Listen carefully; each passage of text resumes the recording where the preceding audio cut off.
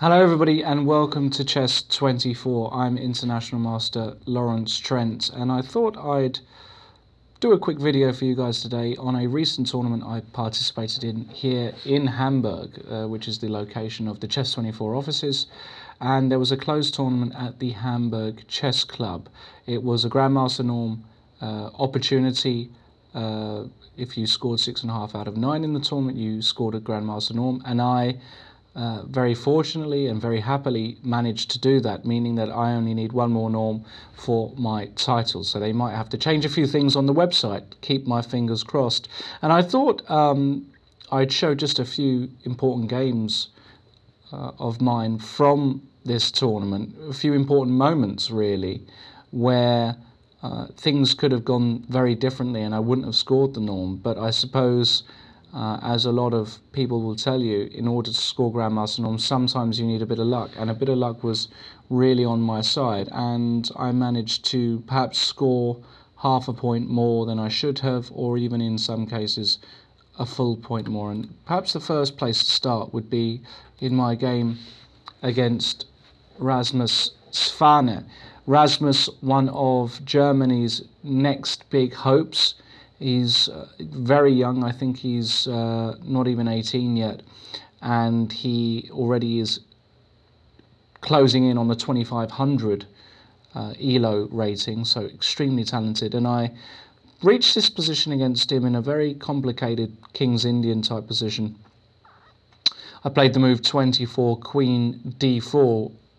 Just to give you a bit of context to the game, we're both in serious time trouble at this stage. We have another 16 moves or so to make each, and well under sort of 5 minutes each as well. So it really was a case of who can play best under the extreme time pressure. And here, after Queen D4, I managed to control this important diagonal because White was threatening to just come in with the queen. So Queen D4 does that. And here Rasmus pretty quickly took my bishop off on G4. Looks like a very normal move, especially short of time, because if I recapture the bishop here, Queen E6 check, King H8, well, White eventually gets to the key square on G7.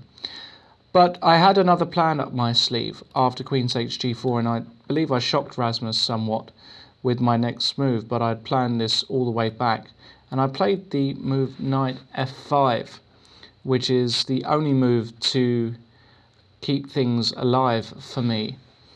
And the point is that the queen attacks the queen indirectly. The pawn is pinned on E4, so now I'm threatening 2 bishops, and I get rid of this guy who is always threatening to checkmate or help checkmate me.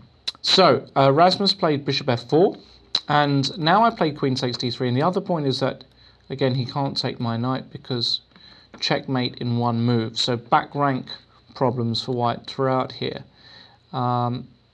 He played the move h3, and here, again, short of time, I was trying to work out what was going on. I really wasn't sure whether I was better, if I was losing, or anything. So I threw in a check, and after king h2, I played a move knight d4, which objectively speaking is quite dubious, but sometimes, and one of the important things I'd like to show you is how important moves are in a practical situation. The knight on d4 compared to, for example, a knight on g7, even though knight g7 might be the better move, it's an extremely passive move, and White's next series of moves flow. He plays bishop takes e5, e5 if he needs to, and so on and so forth. And it's not clear exactly what black is doing. But after knight d4, at least this way, not only do I cover the e6 square, which is crucial, but I introduce a nice little idea of knight f3 check. So in a lot of positions, if I need to bail out, I might sacrifice the knight to get a repetition with the queen, queen f2, queen f1, and so on. So knight takes d4, bishop takes d6. Here I played rook e8, which is a good move. And again, Rasmus missed a good chance with the very kind of difficult looking move, bishop c5. Instead, and by the way, this isn't a clearly winning position, but it's very bad for black after bishop c5. But he played queen d7, which again is the kind of move you would play in time trouble. But I had a plan up my sleeve. After rook e8, queen d7, I actually saw the move rook f8, which just about saves the day for me. The point is that if bishop takes rook, which is the move he should play, I play queen f4 check, and wherever the king goes, I manage to make a perpetual check. Even like this, it can't come too far because you end up, in fact, losing, which would be a disaster for him. But disaster did strike anyway, because after rook f8, he got a bit overambitious, having had such a good position earlier.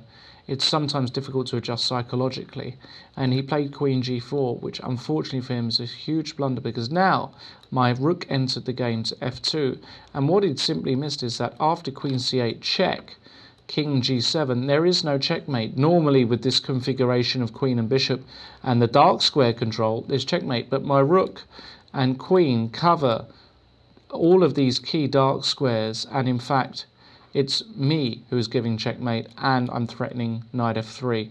So this is actually just the end of the game. He gave me a check, I played king h6, and he resigned, because after queen g4, knight f3 check is the end of the game. King g3 and rook takes g2 wins the queen. So that was a huge win for me, beating one of the better players of the tournament and enabling me to score a point where really a half I would have been happy with, and a loss perhaps I should have had. Let's move on to another game very quickly, another important game of mine. I thought I'd show this game because it's a very neat game, optically speaking. Aesthetically, it was a very creative game. I wasn't particularly happy with the way I played in general, but somehow I managed to mix things up to an extent that it was difficult for him to play over the board.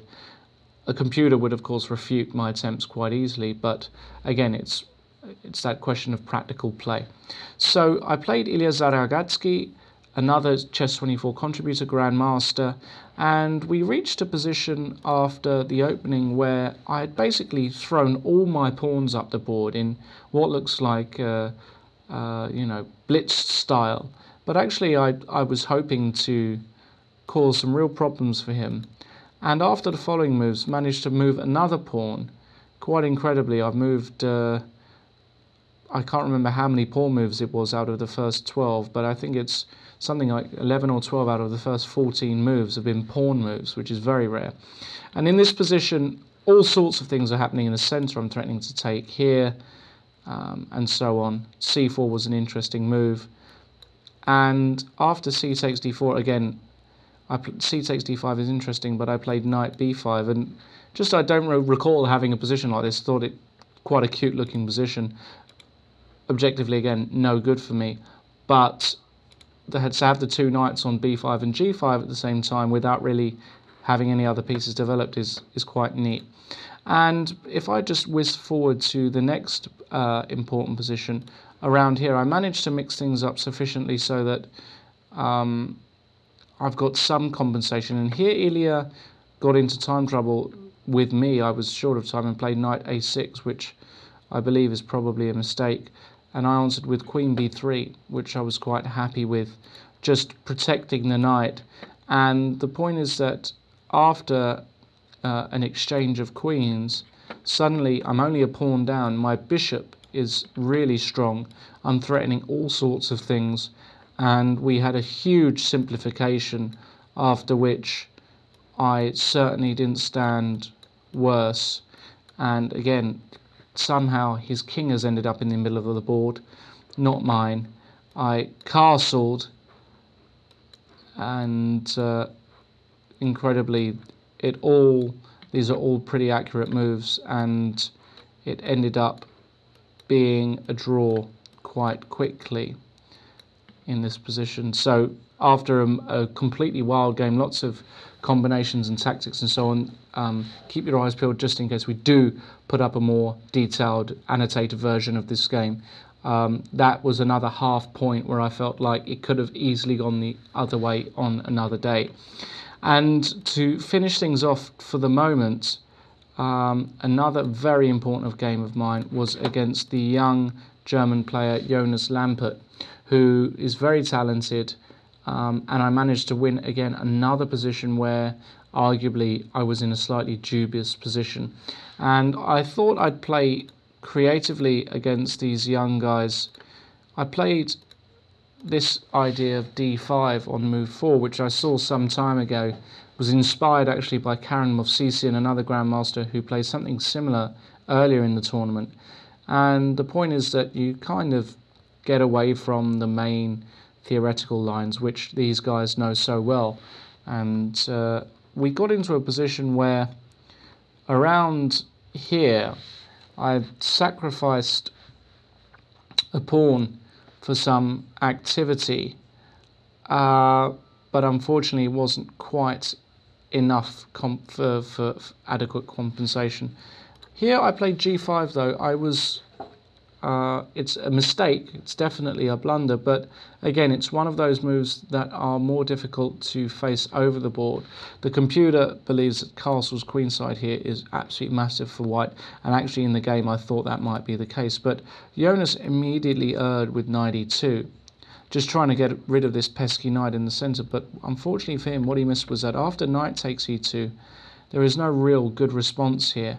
Can't take with the queen because of the g3 pawn. If you take with the bishop, h4 is a very annoying move, hacking away at this chain, and we see the potential power of these pieces. And if g4, knight g3 is extremely strong, and the point is that I beg your pardon, after rook g1 I can simply take on f4, and actually black is the one who is winning. He's just going to take this pawn on e5 with either bishop or queen next move. So he had to take with the king, and then I thought it's best that we take on f4, and I hit him with another kind of bolt from the blue. Two moves really in my tournament, the one against Svana, knight f5, and this one, similar kind of effect, which really rattled my opponent, helped me score the norm. Bishop takes e5, so pawn takes, queen takes. I've sacrificed the bishop, but I've noticed that I sort of double attack the king and rook. It's difficult to get out of the check. Bishop e3 might be best, and d4, but black should be okay. I win the piece back. But he played king f3, which unfortunately for him is a losing blunder, because now after knight d4 check, king g2 only move, rook g8 check, king f1 only move, so the king's sort of done a little dance on the light squares here. I then played knight f5, and perhaps this is the move he missed. Suddenly I attack the rook again and threaten to hop in with knight g3 check, and there's nothing he can do. He played rook e1, but I'd calculated the following line: knight g3 check, king to g2, knight e4 check, so another discovered check, king f1, but now I can happily take the queen, and even though he takes my queen, I take the rook in the middle, and if we do a little piece count, I manage to win an exchange and a pawn, and he can't even take on h5 due to another check, winning the rook. So after this, actually, the rest was a matter of technique, which I somehow managed to demonstrate and won that game. So 2 points there in the tournament that I needed really to score the norm. Didn't lose a game, which I'm very happy about. And yeah, I'm hoping to get my last one in the next month. If you want to follow me and my progress, please add me on Twitter. Follow me at Lawrence Trent IM. If you want to see what I've done so far for Chess24, also please go to the homepage chess24.com. Until then, I hope you enjoyed that small series on my recent games. Looking forward to seeing you very soon.